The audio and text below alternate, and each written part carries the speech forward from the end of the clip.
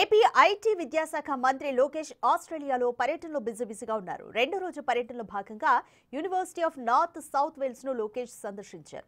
అధునాతన బోధనా పద్ధతులపై సీనియర్ ఎగ్జిక్యూటివ్స్ పరిశోధకులతో చర్చించారు. ఏపీ వర్సిటీలతో కలిసి జాయింట్ డిగ్రీ ప్రోగ్రాంలను ప్రారంభించాలని, స్టెమ్ ఏఐ, రెన్యూవబుల్ ఎనర్జీపై నైపుణ్య అభివృద్ధికి సహకారం అందించాలని కోరారు. సిడ్నీలోని ఆస్ట్రేలియా ఇండియా సీఈఓ ఫోరం నిర్వహించిన రౌండ్ టేబుల్ సమావేశంలో పాల్గొన్న లోకేష్ ఆస్ట్రేలియాలోని టాప్ వ్యాపారవేత్తలను కలిశారు. ఏపీ 16 నెలల్లోనే $120 బిలియన్ పెట్టుబడులను ఎలా ఆకర్షించిందో వారికి వివరించారు.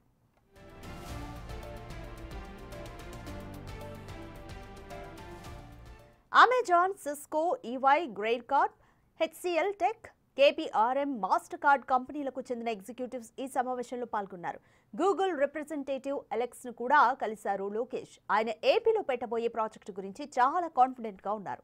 వీళ్ళందరినీ నవంబర్ నెలలో జరగబోయే పార్ట్నర్షిప్ సమిట్ కు ఆహ్వానించారు.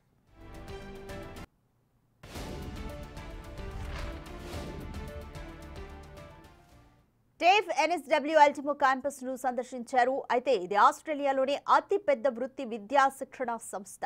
ఈ నేపథ్యంలో ఆస్ట్రేలియా స్కిల్ అండ్ ట్రైనింగ్ మంత్రి ఆండ్రూ గైల్స్ తో లోకేష్ సమావేశమయ్యారు. ఏపీలో సెంటర్ ఆఫ్ ఎక్సలెన్స్ లు, స్కిల్ హబ్లు లేదా ఇంటర్నేషనల్ క్యాంపస్ లు స్థాపించే అవకాశాలపై చర్చించారు.